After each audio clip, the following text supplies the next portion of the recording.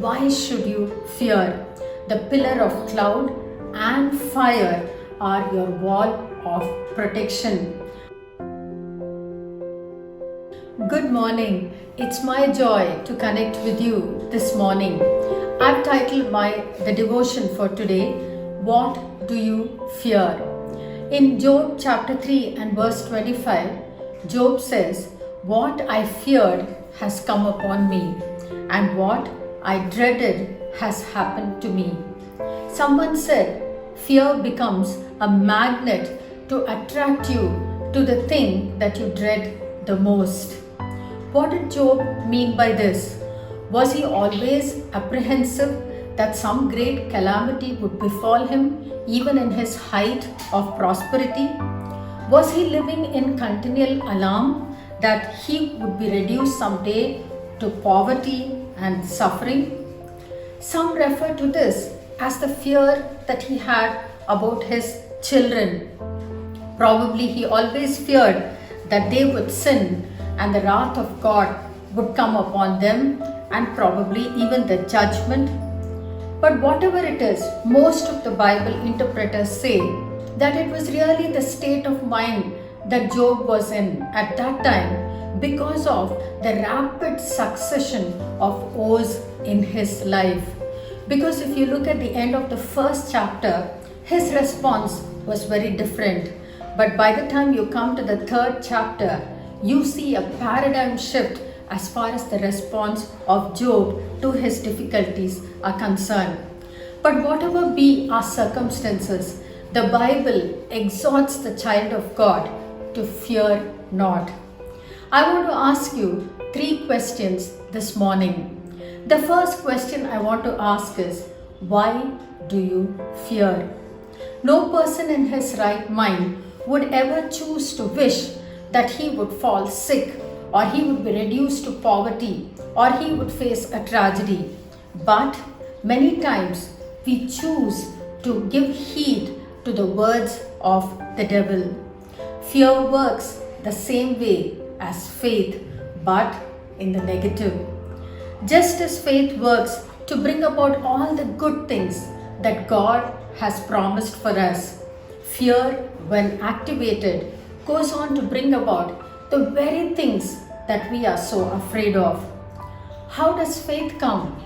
The Bible says in Romans chapter 10 and verse 17, faith comes from hearing, and hearing the word of God. How does fear come? Fear too comes from hearing, but hearing the words of the devil. What do you fear is the second question. Examine yourself and see, what are you afraid of? What are the worries and the anxieties that are flooding your mind? Maybe some of you feel, will I ever find a suitable life partner? Maybe some of you fear that your children may rebel against you. Some of you probably have your fears related to your health, to your finance, to relationships, even in the ministry.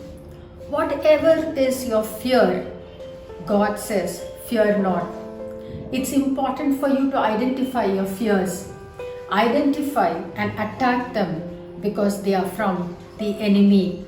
Because it keeps you from doing something. When you make a conscious effort and not wait till it manifests itself, then you are secure. If you wait till it manifests itself, probably it may be too late. The third question is, why should you fight fear? Fear is what the enemy brings to cripple you and from accomplishing the purpose and plan that God has for your life. You know, God more than 300 times he says in the Bible, fear not. Paul told Timothy in 2 Timothy chapter 1 and verse 7, for God gave us a spirit not of fear, but of power and of love and of self-control. Just imagine for a moment if the Israelites had feared getting into the Red Sea and had turned back, they would never have entered the promised land. So often fear comes to cripple us and to prevent us from doing what God has for us. Moses was able to address this when he said, "Fear not," to them. Faith is actually the antidote to fear. The Word of God and prayer will help us to build our faith. Faith is not just being reckless or throwing all caution to the wind. Faith is putting your trust in God in all the situations, and even the situations that you do not know or understand.